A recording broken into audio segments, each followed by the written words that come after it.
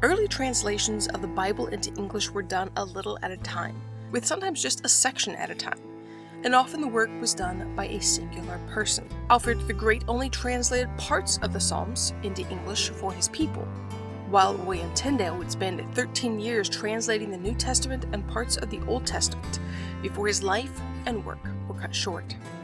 68 years following Tyndale's death, more than 50 men, authorized by King James, would spend 7 years of their lives translating the Bible into English. Let's look briefly at what these men had in common. All were members of the Church of England, though some were ardent Puritans, others defenders of the religious establishment, and some believed in the teachings of John Calvin. All were university graduates. Most of the translators were married with families. All but one of the translators were ordained Church of England priest. Most were in comfortable economic circumstances. They were all familiar with the ancient languages of Latin, Greek, Hebrew, and others. And of course, they contrasted in some differences as well. They were from large cities, towns, and villages.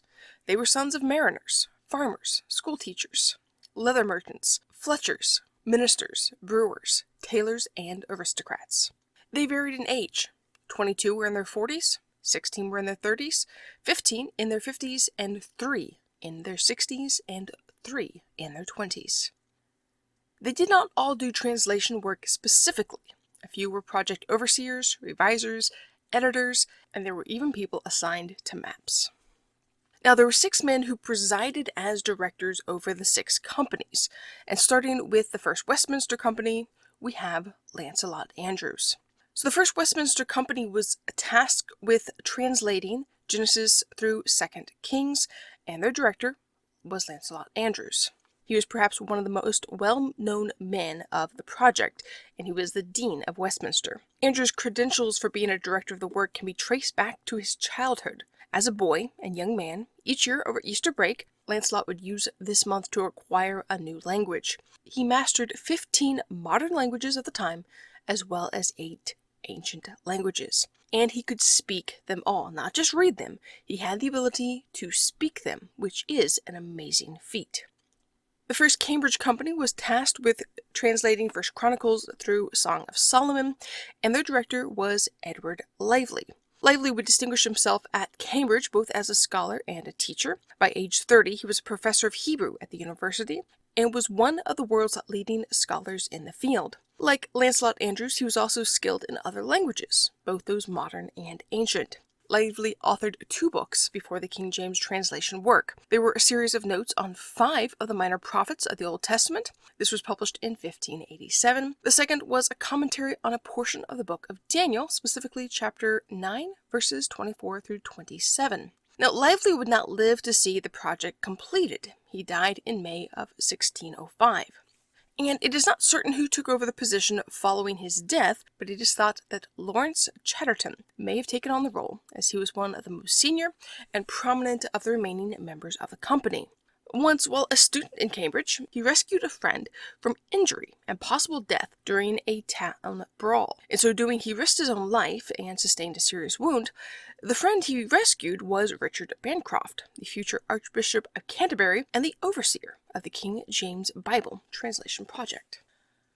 The first Oxford Company was tasked with Isaiah through Malachi, and their director was John Harding. Now, of the 6 directors of Harding, very little has been written. We know that Harding, like Edward Lively, had proven himself as a Hebrew scholar and later a teacher of Hebrew. He had a fellowship at Magdalen College before becoming its president a few years later, and he was part of a company of very capable men who were all familiar with Hebrew, and it must have been a great honor to be selected as the company's head. The second Cambridge Company was tasked with translating the Apocrypha, and their leader was John Duport. The Apocrypha was included in many Bibles down to modern times and was part of the King James Bible in 1611. The Apocrypha was officially removed from the King James Version in 1885, and it is possible that Duport was part not only of the King James Bible translation team, but also of the Bishop's Bible. Though at the time of this recording, I have not been able to confirm that conclusively. The selection of John Duport as the company head demonstrates the esteem in which he was held by the king and his colleagues on the translation project. The Second Oxford Company was tasked with translating the Gospels, Acts, and the Book of Revelation, and their director was Thomas Ravis. Dean of Christ Church, Thomas Ravis was at the Hampton Court Conference where the King James translation was authorized. His notes on the conference were used to prepare a published account of the proceedings titled The Sum and Substance of the Conference. This work is available to read in the Internet Archives, and a link will be in the video description.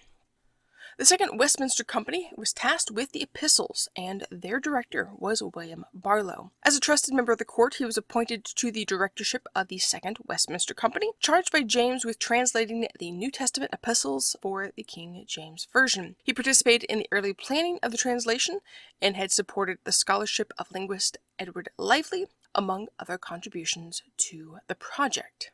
In addition to the translators and directors, there were some contributors to the project who worked on the genealogies, maps, and engravings.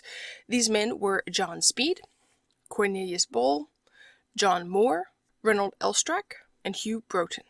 To learn more about the other members of the translation team, I'll include a link to a website called the King James Bible Translators, where they have some short biographical information about the different men who worked on the translation project.